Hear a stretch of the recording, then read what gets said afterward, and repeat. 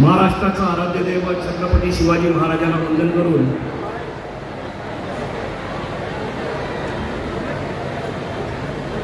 वसई विरार शहर महानगरपालिकेच्या सार्वत्रिक निवडणुकीच्या निमित्ताने आज आपल्या शहरात येत असलेले महाराष्ट्राचे लाडके मुख्यमंत्री आपले देवाभाऊ देवेंद्रजी फडणवीस साहेब, या मंचावर उपस्थित महायुतीचे सर्व सन्माननीय आमदार, खासदार आणि नेते मंडळी, इथे या प्रचाराच्या निमित्ताने आलेले सर्व महायुतीचे उमेदवार, माझ्या समोर आपल्या महानगरपालिका क्षेत्रातून आलेले सर्व सन्माननीय नागरिक बंधू भगिनींनो, या ठिकाणी आपण लोकसभेमध्ये आपला खासदार मोठ्या मताधिक्याने निवडून दिलेला आहे आणि आपले खासदार तिकडे मोठ्या जोमाने आपल्या भागातल्या समस्या लोकसभेमध्ये मांडतात आणि आपल्या इथले प्रश्न सोडवण्याचा प्रयत्न करतात, हे आपण पाहिलेलं आहे। त्याचबरोबर आपण निवडून गेलेले तिन्ही आमदार हे देखील महाराष्ट्राच्या विधानसभेमध्ये 35 वर्षानंतर आपले प्रश्न मांडताना आपण बघतोय आणि त्यामुळे या सगळ्या वसईकरांना तुमच्या सर्वांचा अभिमान आहे। या ठिकाणी आपले माजी खासदार गावित साहेबांचा मी विशेष उल्लेख करतो। तत्कालीन नगर विकास मंत्री हरदीप पुरी यांच्याकडून यांच्या नगर विकास मंत्रालयाच्या माध्यमातून 1000 कोटीची कामं त्यांनी मंजूर करून घेतली। आज अमृत योजनेमधून आमच्या शहरामध्ये अनेक ठिकाणी पाणी पुरवठ्याच्या वितरण व्यवस्थेच्या संदर्भामध्ये जी कामं होत आहेत, आपले सर्वच लोकप्रतिनिधी प्रामाणिकपणे प्रयत्न करतायत आणि आपल्या या तालुक्याचं भविष्य बदलण्याचा जो प्रयत्न आहे त्या प्रयत्नाला मी सलाम करतो। आपण पाहिलेलं आहे की महानगरपालिकेच्या निर्मितीनंतर आपला हा 311 चौरस किलोमीटरचा हा परिसर आणि या शहरात वाढत असलेली लोकसंख्या, वाढतं नागरिकीकरण आणि त्यामुळे पायाभूत सुविधांची जी काही कमतरता आहे, महापालिकेच्या निर्मितीनंतर या शहराचं जे बकालीकरण झालेलं आहे, या बकालीकरणाला इथले सत्ताधारी जबाबदार आहे असं मी मानतो। या शहराचा जर कायापालट आपल्याला करायचा असेल, या शहराचा चेहरा मोहरा बदलायचा असेल तर आपल्याला या महापालिकेत देखील आपल्या महायुतीचे उमेदवार निवडून द्यावे लागतील।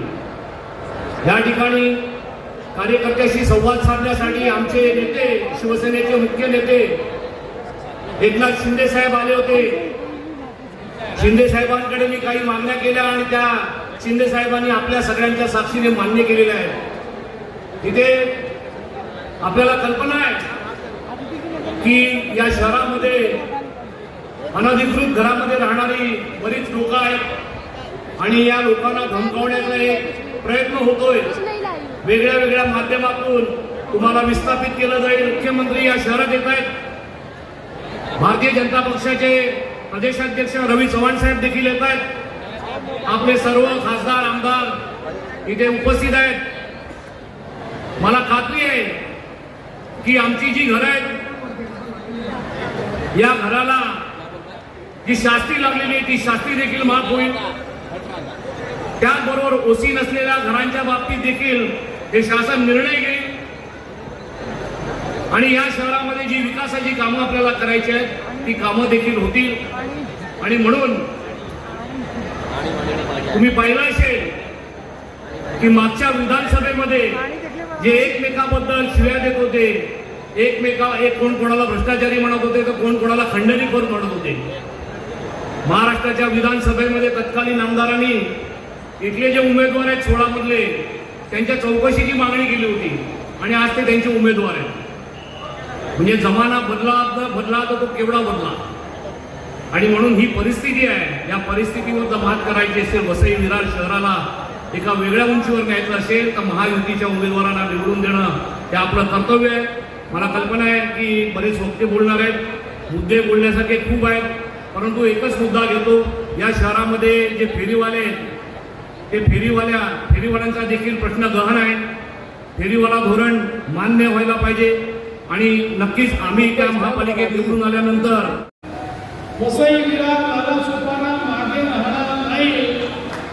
आता वसई विरार नालासोपारा थांबणार नाही हे तुम्ही त्या ठिकाणी दाखवून दिलं आणि मग तुम्हाला सगळ्यांना मी प्रणाम करतो, नमस्कार करतो.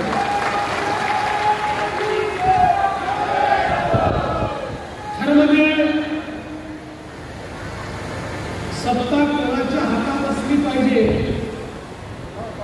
याबद्दल तर अनेक गोष्टी सांगता येतील, पण सत्ता कोणाच्या हातात असू नये याचं उत्तम उदाहरण जर कुठलं असेल तर ते वसई विरारची महानगरपालिका आहे. ज्या प्रकारे या महानगरपालिकेचा उपयोग हा केवळ एटीएम म्हणून करण्यात आला. एटीएम म्हणून केवळ आपल्या भ्रष्टाचाराच्या माध्यमातून आपली घरं बनण्याचं जे काम या महानगरपालिकेतून झालं, त्यामुळेच कुठेतरी या शहरांची जी परिस्थिती आहे ही आपल्याला अतिशय खराब अशा पद्धतीनं पाहायला मिळते. विकासाची जी गती MMR रिजनमधल्या इतर महानगरपालिकांची आपण पाहतो त्या तुलनेमध्ये सर्वात कमी गती आपल्याला या महानगरपालिकेची पाहायला मिळते.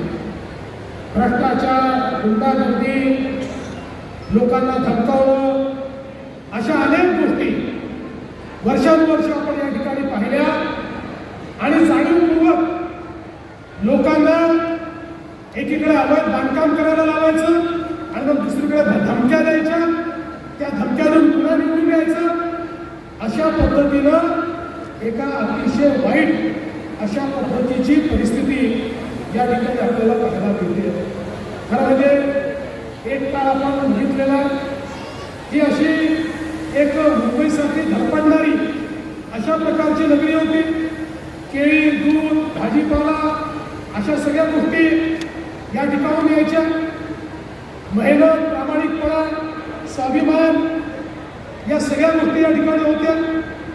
पण कालांतराने केव्हा या ठिकाणी दहशतीचं राज्य तयार झालं आणि त्यातून मग हे शहर, ही महानगरपालिका, हे सगळं क्षेत्र वेगळ्याच करण्याकरता ओळखायला जायला लागलं. या ठिकाणी खून, मारामाऱ्या, दरोडे, वेगवेगळ्या प्रकारचे धंदे, रेती माफिया, टँकर माफिया, रॉकेल माफिया यांचे एक राज्य आपण अनेक वर्ष या ठिकाणी पाहिलं. सामान्य कष्टाळू माणसाला जगणं देखील मुश्किल झालं. अशा प्रकारची अवस्था आपण या ठिकाणी बघितली. पण बंधू भगिनींनो, आम्ही महायुती या ठिकाणी आलो आहे. 1 वर्षापूर्वी तुम्ही परिवर्तन केलंय, आता पुढच्या काळात आम्ही तुम्हाला परिवर्तन करून दाखवणार आहोत. केवळ तुमचा आशीर्वाद हवाय. अनेक वर्ष बघा, या महाराष्ट्रामध्ये 2014 नंतर माननीय मोदीजींच्या आशीर्वादाने एक एक शहर आम्ही बदलून दाखवलं. इतक्या मोठ्या प्रमाणात शहरामध्ये वेगवेगळ्या सोयी केल्या. पिण्याचं पाणी असेल, गटारीची व्यवस्था असेल, सांडपाण्याची व्यवस्था असेल, लाईटची व्यवस्था असेल, गार्डनची व्यवस्था. सर्वच मान्यवरांना विनंती करतो की कृपया त्यांनी या वचननाम्याचा प्रकाशन करा.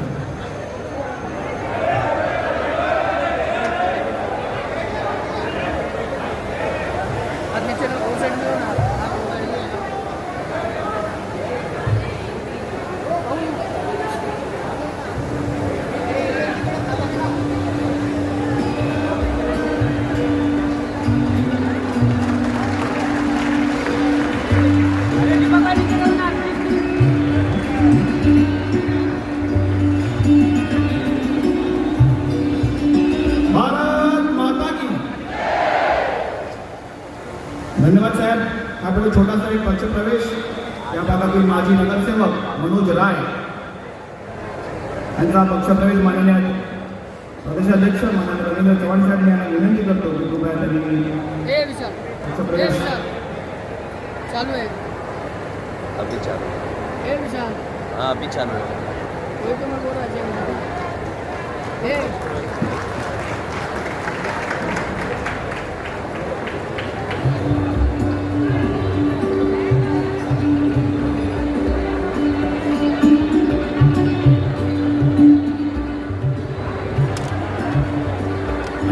ज्यांच्या आतुरतेने गेल्या काही वेळापासून वाट पाहत आहोत असे आपले सर्वांचे मार्गदर्शक इन्फ्रामॅन म्हणून आपण त्यांना ओळखतो. पूर्ण महाराष्ट्राचा मुंबईचा कायापालट त्यांनी आज करायला घेतला आहे असे आपले सर्वांचे लाडके मुख्यमंत्री माननीय देवेंद्र फडणवीस मी यांना विनंती करतो कृपया त्यांनी आम्हाला सर्वांना संबोधित करावं. लाइव नहीं है तुम्हारा प्लीज भेजना इम्पोर्टेंट बस ज़्यादा लिंक नहीं भेज दो ना. नहीं लिंक नहीं लेंगे मार्टी नहीं वापस. भारत माता की, भारत माता की, छत्रपती शिवाजी महाराज की, धर्मवीर छत्रपती संभाजी महाराज की जय भवानी, जय भवानी, जय जय जय जय जय भवानी. वसई विरार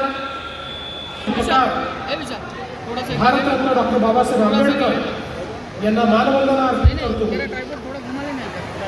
आज मंचावर उपस्थित असलेले आपले महाराष्ट्राचे अध्यक्ष रवींद्र चव्हाणजी, मंत्रिमंडळातील माझे सहकारी आणि शिवसेनेचे नेते प्रताप सरनाईकजी, या ठिकाणी उपस्थित या निवडणुकीची विशेष जबाबदारी ज्यांना आपण दिली आहे त्या पूनमताई महाजन, आपले लोकप्रिय खासदार हेमंत सवराजी, लोकप्रिय आमदार राजन नाईकजी, लोकप्रिय आमदार स्नेहाताई दुबे पंडित, लोकप्रिय आमदार राजेंद्र गावीजी, लोकप्रिय आपले आमदार विलास तरेजी, आमदार आपले लोकप्रिय हरिश्चंद्र भोयेजी, विवेक पंडितजी, रवींद्र फाटकजी, प्रज्ञाताई पाटील, निलेश तेंडुलकर, भरतसिंग राजपूत, प्रकाश निकम, रामदास मेहर, सुनील सिंह,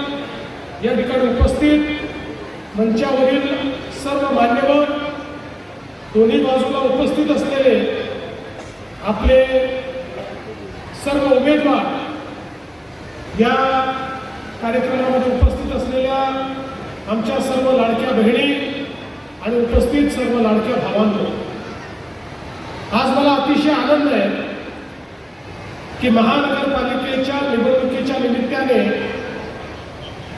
आपल्या सर्वांचं दर्शन घेण्याकरता मी या ठिकाणी आलो आहे. हे दर्शन याकरता आहे की मागच्या वर्षी पार पडलेल्या विधानसभेच्या निवडणुकीमध्ये तुम्ही क्रांती